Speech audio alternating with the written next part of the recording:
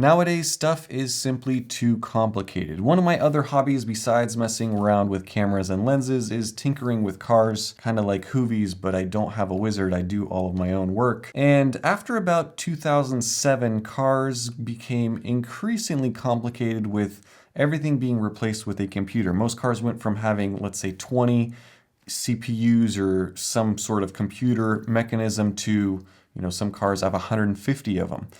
And that proves to be a challenge. And certainly when it comes to lenses, it's kind of the same story. It's not uncommon to hear about a lens that has 17 elements and 15 groups. In fact, that's pretty common nowadays. But this lens here, uppercut's common in the face because it has a whopping 3 elements in 3 groups. Do you want it for Fuji X mount? Can't get it. Want it for Sony E mount? Can't get that because it comes in one mount that is M42, the screw-on mount.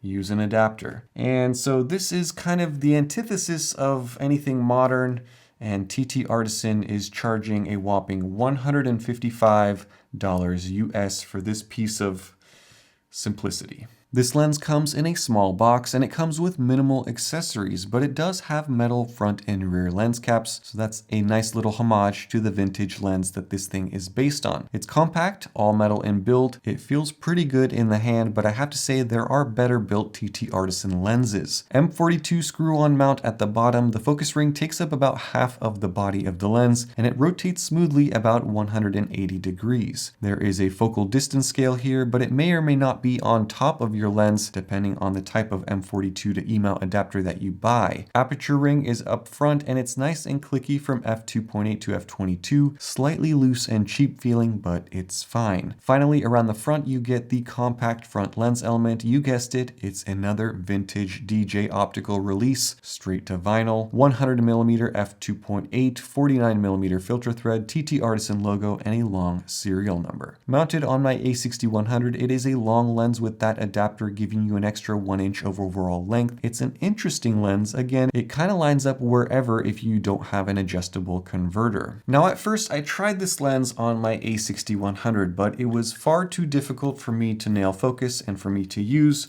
so I gave up on that idea and I used this thing with my full frame Sony A7C. So let's take a look at some of these samples straight out of my A7C, unedited, unprocessed JPEGs, ready, set, go.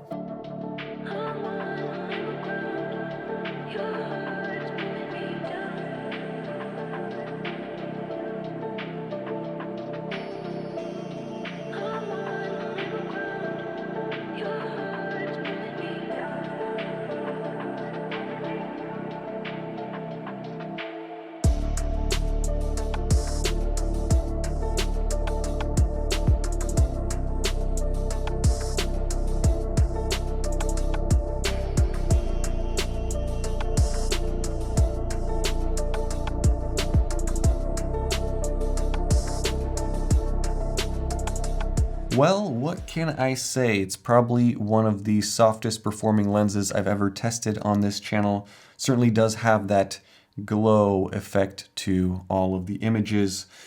And it was not an easy lens to use at all. It's one of those lenses that makes you question each and every shot, whether you nailed focus, and even when you do nail focus, you go back and look at it and it looks like you didn't nail focus, but you may have. And so it's not an easy lens to use because at f2.8 and 100mm, that focal plane is still pretty narrow. And not only that, the focus ring is a little imprecise. I just wish it was a little bit more precise. Maybe they needed more rotation, like 270 degrees, I don't know. So in terms of optics, we have everything going wrong. Sharpness, contrast levels, chromatic aberrations, flaring. The vignetting is okay though, and the bokeh is certainly interesting. This is maybe the only good example of the soap bubble effect that I got, and it is unique. I kind of like it. I wish the balls were bigger, but nonetheless, it looks different in a cool way. So I'm left kind of figuring out what to make of this lens. If you look at history, this trio plan design was based on the Cooke triplet lens design from 1893. That was over 130 years ago. Then in the mid 50s, a 100mm f2.8 was produced produced by Mayer Optik in Germany, and somehow they became popular over the years and decades. And then when digital cameras eventually came into the scene back in 2015, they did a Kickstarter re-releasing the 100mm F2.8 for around $1,000 US. So there is a special draw with this style of lens, and what TTartisan has done is they have recreated it but done so for $155 US. And so while it isn't a great everyday lens, it is one that has unique characteristics. And while I would never pay $1,000 for something this soft optically, I may pay $155 for it. I don't know. It seems like almost worth it at that point if you want to play around with a lens that's just completely different from everything else out on the market. But let me know what you guys think down in the comment section. If you are interested in this lens, I'll leave a link to that down in the description. Thank you so much for watching. Stay tuned for more. Have a nice day. Bye-bye.